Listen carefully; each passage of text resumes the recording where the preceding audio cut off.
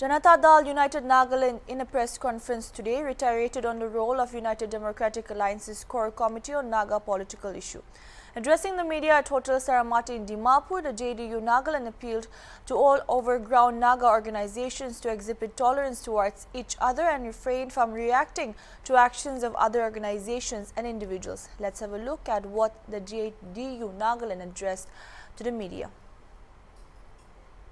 The Janata Dal United Nagaland is pleased to convene this press conference to highlight some pertinent issues confronting the Naga society today.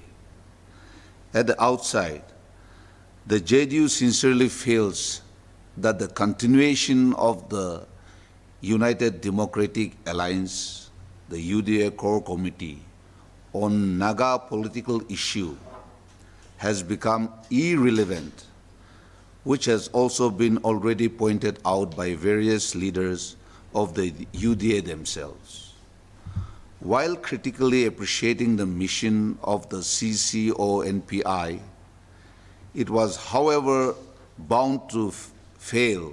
Its objective was vague in itself. As a matter of fact, the job of the CCONPI is reduced to just that of a mere messenger with no principled stand of its own.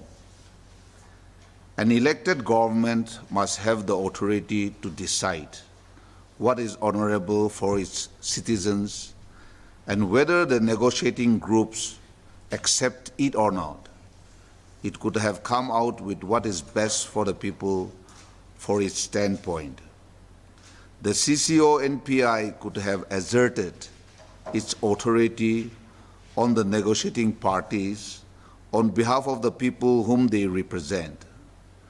The CCONPI is supposed to be the highest political body of the overground Nagas, and it was expected to have performed much higher than just being a duck runner.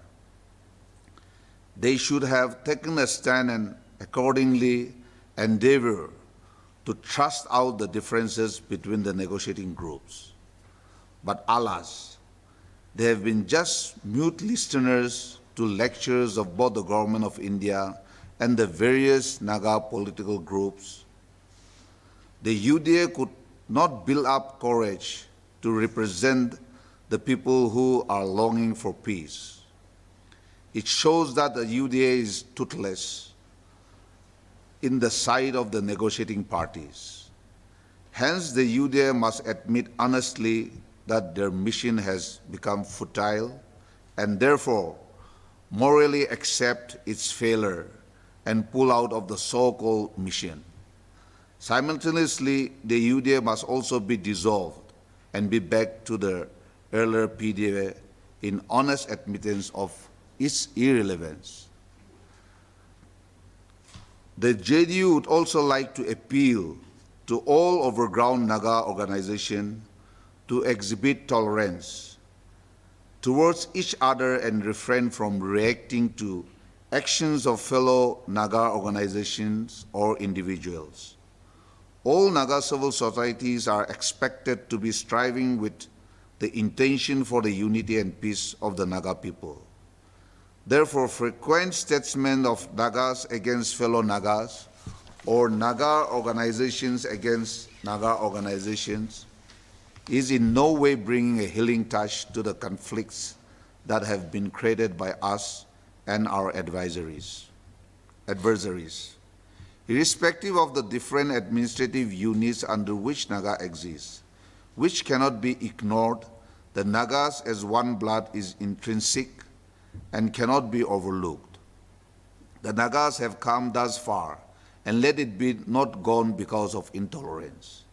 In above light, the JDU makes it clear that it has no ulterior motive to malign any political parties or social organization. The intention of JDU is very clear, that peace should reign in our Naga society. The JDU would also like to make our stand clear on the Naga political issue, that Government of India must stand by its commitments made to the negotiating Naga National Organization so as to ensure that the peace process is not delayed at any cost. Today, we all know that flag and constitution has become the two contentious issue. Has the oppositionless government taken any stand on this? No. They have to take a stand. I'm sure that the press fraternity is aware about the stand of the GDU. Our stand is very clear. We have made it clear that since government of India has accepted that Naga political issue is a unique one, solutions should be also unique. And in that uniqueness, flag and constitution must be addressed. That is the stand of GDU Nagaland.